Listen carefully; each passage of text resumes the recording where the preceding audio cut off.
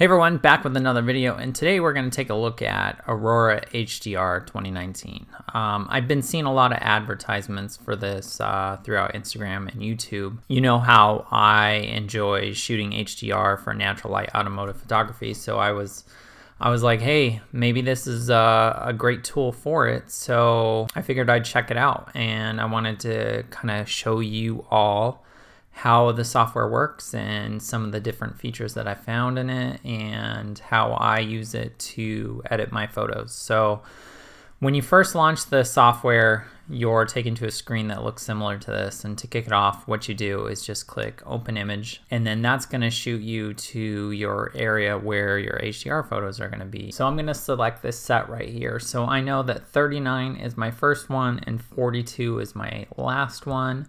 So I will just go ahead and shift click all of those and click open. So now what the software will do is it'll go through, it'll pull up those images, it'll tell you what the EV exposure is on each of the shots, and then we're just going to click auto align and we're going to click create HDR. So now what the software does is it goes through and merges those photos into an HDR image that will help balance the shadows and the highlights, so you get a good exposure in both the, in this case, in the wheels, which are traditionally very dark, and in the sky, which can get blown out if you try to expose for both. So as you can see here, the software has gone through, done its magic, and we have our HDR shot. Some of the reference points here along the top, you have a zoom button. Here, this shows you your before and after. So that's kind of what the middle exposure looked like, and here's what the HDR shot looks like. So you can see we got some of that detail back in the shadows, and we kept the areas in the highlight. Another thing that I like is it has this slider bar, so as you go through, you can kind of look and see where you were, where you're going, make sure you're heading in the right direction. This is your history panel. And this is your undo panel. We haven't done anything, so you can't click on the history. And then it has a crop, and then these are for the pull-out menus on the bottom and on the side. So if you want more real estate, things like that. Something cool that they give you on the bottom is some kind of preset looks, and you can click on these different things. So let's say you wanted to fix the darks or pull up the shadows. It has a preset in there where you can just click on that and it kind of does everything for you. The other cool thing that I like is it has a slider on it, so you can take that back a little bit. And the cool thing is, if you come over here on the side, this is the power of the tool. So it's laid out very similar to what you see in like Lightroom. So it has the basic exposure, contrast, highlight, shadows, things like that, color temperature in here. And for each one of these different areas, it'll affect different things. And also, if you've made changes in those, the tabs change from a white color to this yellowish orange color. So let me take you through and kind of show you what each one of the things do and some of the other cool features. So as I mentioned, this is base, like if you want to change the exposure, or if you want to pull up the shadows more, or maybe that pulled up the shadows a little bit too much and you don't like it that much. You can go through and change all of those different settings. Same thing with color temperature. If the image is too blue and you want to bring some yellow back in, you can do that. Also, maybe it's too green and you want to bring some red. You know, basic photography stuff there. So let's move on to the next one. Color. Saturation, vibrance, same thing that you'd be used to if you're familiar with Lightroom or anything like that. This will allow you just to pump in more color or take out color as you see fit. As you go down, it has a HDR enhance, so this is to be able to add clarity into the image. So if we just crank that up for the video, you can see kind of what it does. The other cool thing on each one of these is it has a little on-off switch here, this little eyeball. If you click that, you can see what each of the changes have done. Sometimes when you push an image a little bit too far, you'll start getting noise, so it has a denoising feature. You can just click that and change the different settings to get rid of some of that noise that the process may have inherently introduced into your image. And again, you can turn that on and off. It has a lookup table. So if you have preset LUTs or you bought LUT packs, you can go through and you can apply those. The other cool thing is Skylum, who is the manufacturer of the software, offers different LUT packs, and they actually have some free ones. Or if you have LUTs from Photoshop or Premiere, your video editing system, you can actually put those in as well. And to do that, you just click on choose LUTs and you can click load custom. I have a couple in here, so you can go in here and just click on one of these and it'll go through and apply that. So it's really quick. And then the same thing, it has the ability to bring back the amount, so you don't have to have it all the way. And same thing, you can click on or off. So if we turn that on, turn that all the way up, you can see kind of the difference before and after. The other cool thing that each one of these panels have is it has a reset tool. So if you end up, you're like, hey, that looks terrible, I don't like that, you can just click that, it'll reset everything. This next tab is the image radiance, and kind of what that does is it kind of puts a bloom or almost like a haze in your image. I think it works really good for like portrait photography. I haven't really found a good use for it in automotive photography, so I kind of skip away from this one. The next one's a polarizing filter. What this does is this will add some of that polarization to the sky. It'll help out the blues a little bit, and it also can help out getting rid of some of those hot spots on the car. I've had mixed success with it, but give it a try on your own images. Down here is HDR boost. So this will go through, and what it seems to do is add clarity to the image. So if you look in here into the wheels, you can really see what it's doing. So before and after, and you can change the small, medium, and large. I mean, just cranking that up, it makes the image kind of crunchy, which looks okay on cars. Honestly, cars can handle a lot of clarity. Where I think it starts looking a little more rough is if you have landscape in the back like this. That's where I see problems with that. But I mean, the car looks good. Cars can usually handle a lot of clarity. This is similar to the image radiance. This is the glow. So this is what you see a lot in HDR photos. You kind of get those color tones and things like that. Again, I don't really use a lot of that for my work. What I really use the HDR images for is for the dynamic range more so than that stylized effect. But if you were looking for the stylized piece, glow and image radiance are really those two kind of classic HDR markers.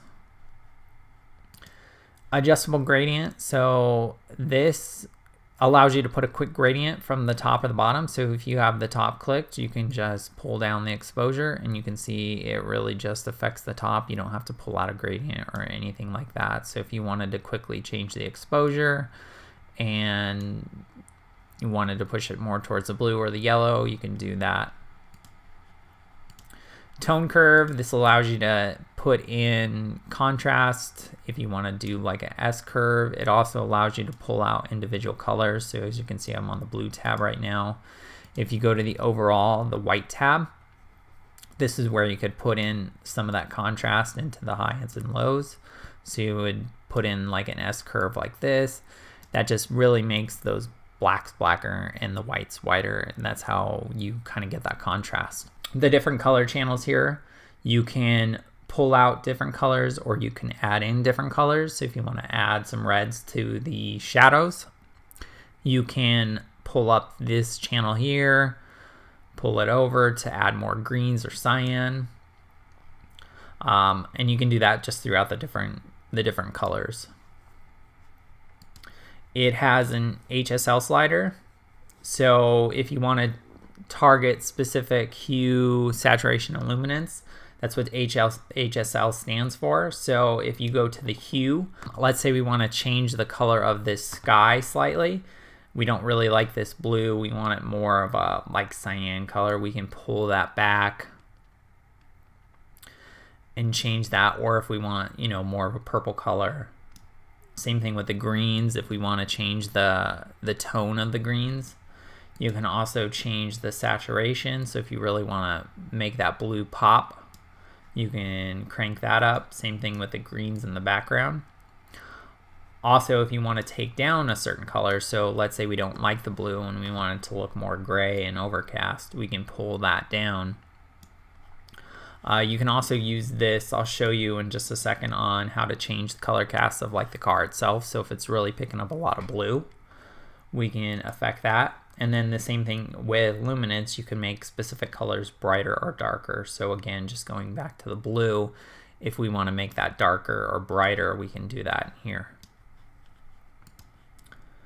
Color toning, a lot of times you'll hear this referred to as split toning. So if you want to add specific colors to the highlights or the shadows, you can go through and do that. So a common one is like oranges in the highlights, and then you'll go through and you'll pull some blues into the shadows. So that's kind of this is like the Michael Bay formula. So if you watch any of the Transformers, all of the highlights and skin tones are really orange, and in the shadows he really dumps that kind of teal cyan color in.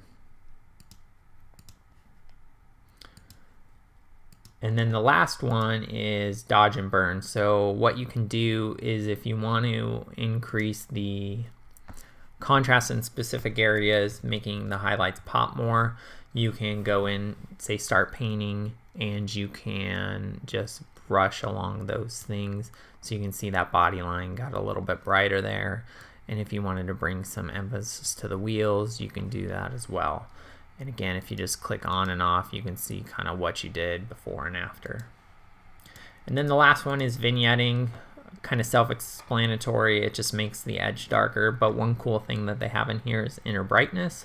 So what I like to do is darken down the edges but brighten that center to really bring emphasis into the center of the frame.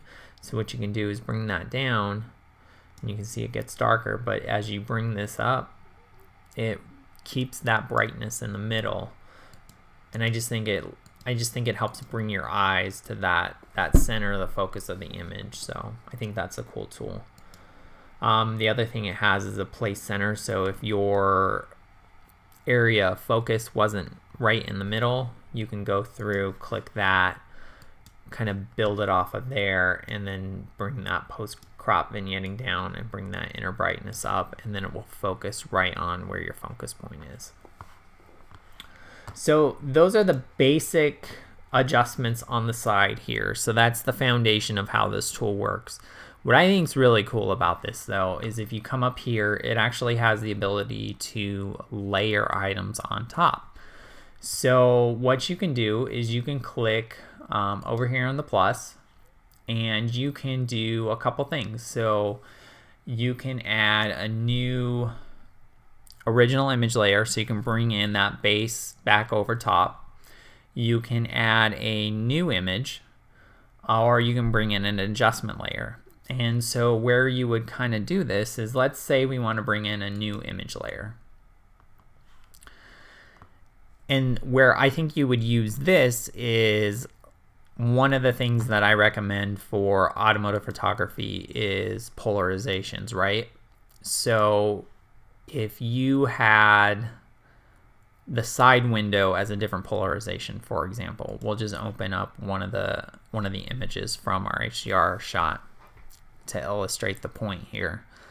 But if you had a polarization of the side window that you wanted to bring in because you had a glare, you can do that through here and then just mask that out. So you can see this image brought in that new layer, and then we'll just come over here, we'll click brush, and then once we start painting, you'll see that we're bringing back the window from that layer that we just brought in. And I can go through here and just paint right over that window.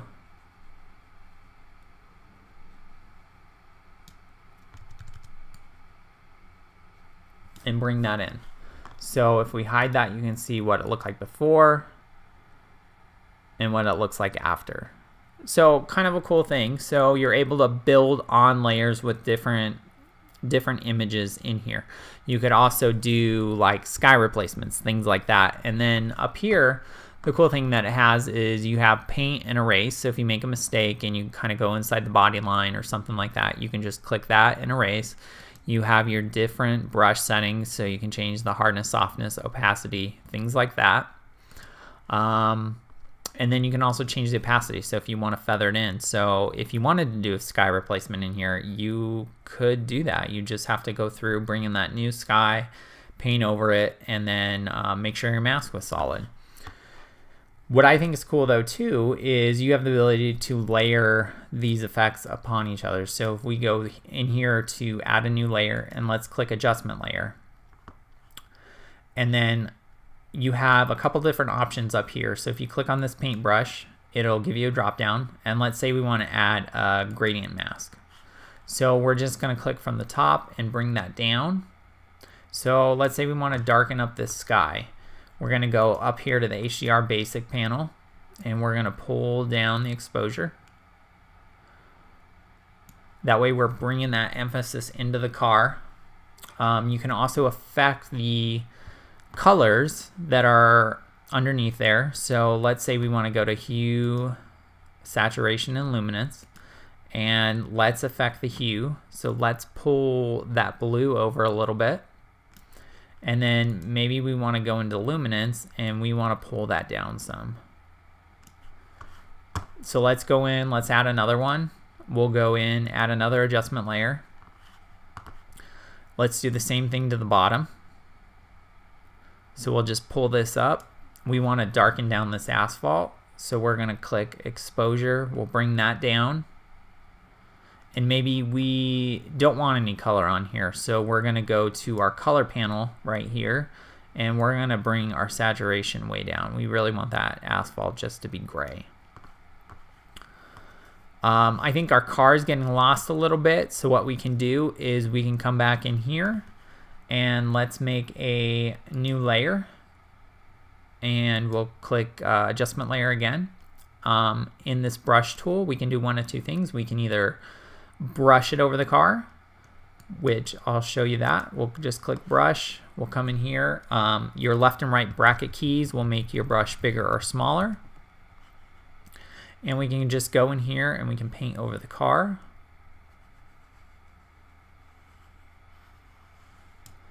And let's say we want to brighten that up just a little bit. And then maybe we're getting a little bit of blue cast from the sky. Maybe that wrap isn't that specific color that we like. So we could go in here to our HSL slider again, and let's say we want to take the blue and we want to desaturate that a little bit. We really want that gray tone. And then the other thing, since we're on the car, we want to boost some of that contrast detail. So let's go in here and let's go to HDR detail boost, and we're just going to push these up just a bit.